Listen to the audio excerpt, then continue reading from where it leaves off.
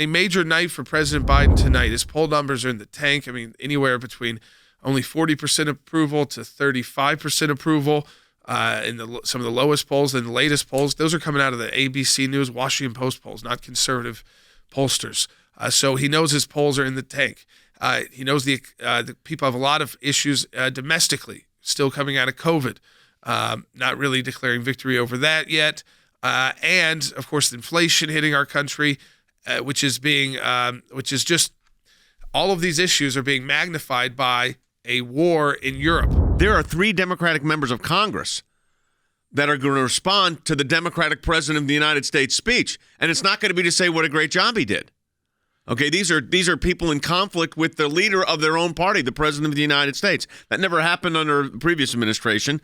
And then you have a group of centrists that are also going to respond, and then, of course, you'll have a Republican response. I don't know how bad it has to get, but I think they actually like this. See, the more gas is expensive, the more, in their ideas, you're going to support these alternative energies, all their friends' projects, and you'll end up supporting that because you see that this is not sustainable, even though we do have the resources. I think it's the number one issue that President Biden has to address tonight because it's a solvable issue if he was willing to take the political battle on, not amongst Republicans, but his own party. There's going to be a lot of talk tonight on the State of the Union, I suspect, on election integrity.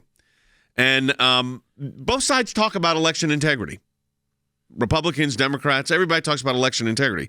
But, Andy, election integrity means different things to different people. It is the state legislatures, not federal judges, not state judges, not state governors, not state officials, not the Secretary of State, but it is the legislature that bears the primary responsibility for setting election rules. So a lot to address tonight, and he's not just going to be speaking to the American people, he's going to have to address the world. That includes Vladimir Putin, that includes the Ukrainian people, the Russian people, our European allies. Look, the Europeans are in a situation right now where they've got a war that they haven't seen since World War II in Europe. Joe Biden has spent the last year literally not helping the Ukrainians. They delayed diplomacy. They delayed sanctions.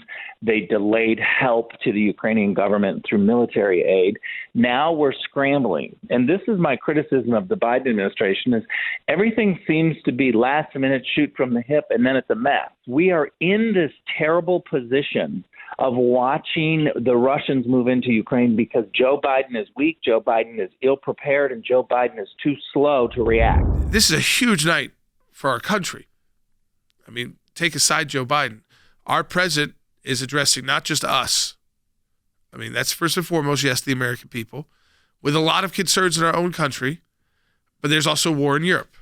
So you look at the divided nation, you look at our economy, you look at inflation, you look at the debates going on in our country where his priorities are versus where half the country's priorities are, plus war in Europe. So he's not just going to be addressing us. He's going to be addressing the world. He's going to be addressing Vladimir Putin, the Russian people, the Ukrainian people, our European allies, and the Chinese.